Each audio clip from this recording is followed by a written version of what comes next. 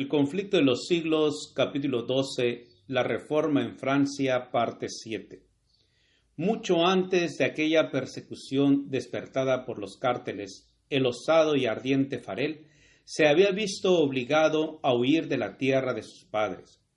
Se refugió en Suiza y mediante los esfuerzos con que cundó la obra de Zwinglio, ayudó a inclinar el platillo de la balanza en favor de la reforma.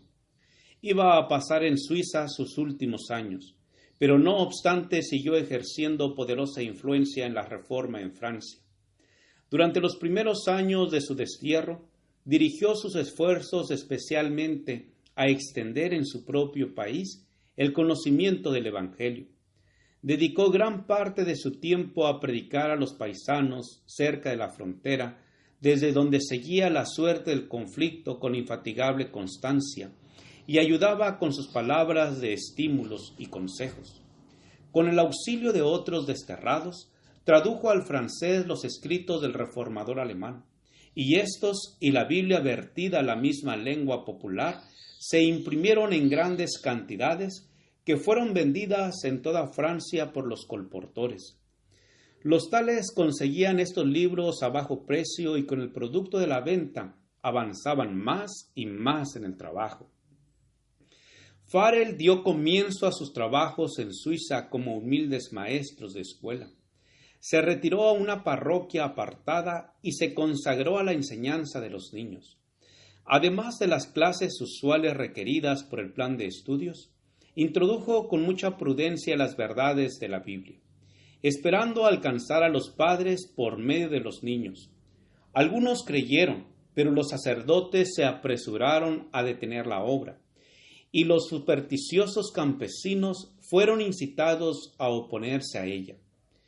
Ese no puede ser el Evangelio de Cristo, decían con insistencia los sacerdotes, puesto que su predicación no trae paz sino guerra.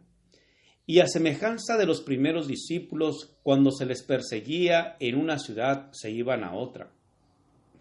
Andaban de aldea en aldea y de pueblo en pueblo, a pie, sufriendo hambre, frío, fatigas y exponiendo su vida en todas partes. Predicaba en las plazas, en las iglesias y a veces en los púlpitos de las catedrales. En ocasiones se reunía a poca gente a oírle, en otras interrumpían su predicación con burlas y griterías y le echaban abajo del púlpito. Más de una vez cayó en manos de la canalla, que le dio de golpes hasta dejarlo medio muerto. Sin embargo, seguía firme en su propósito. Aunque le rechazaban a menudo, volvía a la carga con incansable perseverancia y logró al fin que una tras otra las ciudades que habían sido los baluartes del papismo abrieran sus puertas al Evangelio. Fue aceptada la fe reformada en aquellas pequeñas parroquias donde había trabajado primero.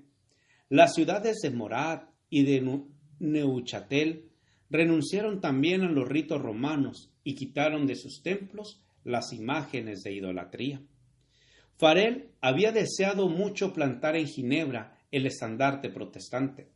Si esa ciudad podía ser ganada a la causa, se convertiría en centro de la reforma para Suiza, Francia e Italia. Para conseguirlo, prosiguió su obra hasta que los pueblos y las aldeas de alrededor quedaron conquistadas por el Evangelio. Luego entró en Ginebra con un solo compañero, pero no le permitieron que predicara sino 2 sermones. Habiéndose empeñado en vano los sacerdotes en conseguir de las autoridades civiles que lo condenaran, lo citaron a un consejo eclesiástico, y allí fueron ellos llevando armas bajo sus sotanas y resueltos a asesinarle. Fuera de la sala, una furiosa turba, con palos y espadas, se agolpó para estar segura de matarle en caso de que lograse escaparse del consejo. La presencia de los magistrados y de una fuerza armada le salvaron de la muerte. Al día siguiente, muy temprano, lo condujeron con su compañero a la ribera opuesta del lago y los dejaron fuera de peligro. Así terminó su primer esfuerzo para evangelizar a Ginebra.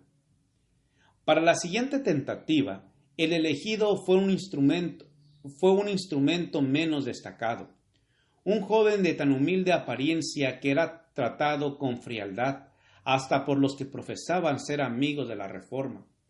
¿Qué podría hacer uno como él allí donde Farel había sido rechazado? ¿Cómo podría un hombre de tan poco valor y tan escasa experiencia resistir la tempestad ante la cual había huido el más fuerte y el más bravo?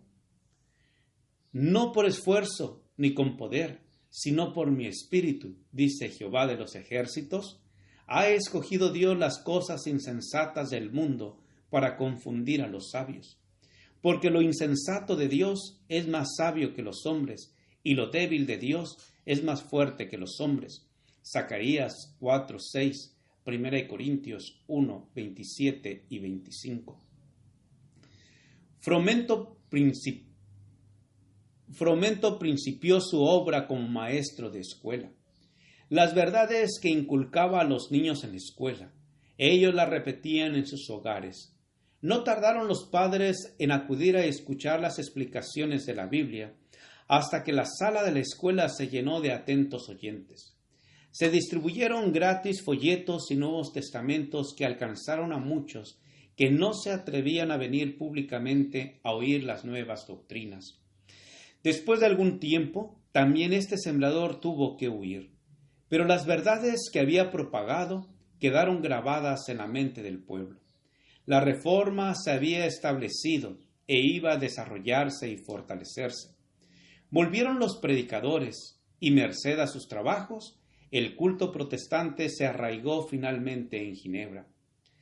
La ciudad se había declarado ya partidaria de la Reforma cuando Calvino, después de varios trabajos y vicisitudes, penetró en ella.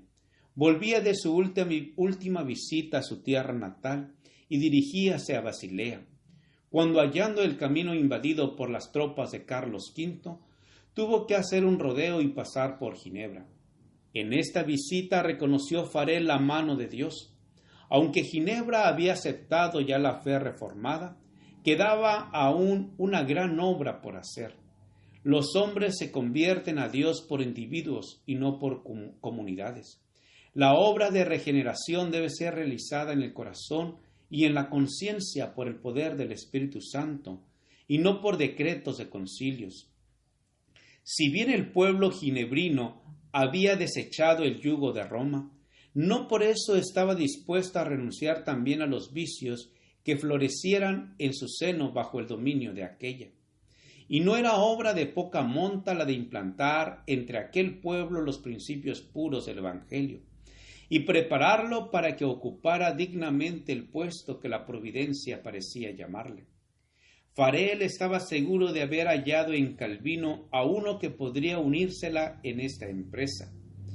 En el nombre de Dios rogó al joven evangelista que se quedase allí a trabajar. Calvino retrocedió alarmado. Era tímido y amigo de la paz, y quería evitar el trato con el espíritu atrevido, independiente y hasta violento de los ginebrinos. Por otra parte, su poca salud y su afición al estudio le inclinaban al retraimiento. Creyendo que con su pluma podría servir mejor a la causa de la Reforma, deseaba encontrar un sitio tranquilo donde dedicarse al estudio, y desde allí, por medio de la prensa, instruir y edificar a las iglesias. Pero la solemne amonestación de Farel le pareció un llamamiento del cielo, y no se atrevió a oponerse a él.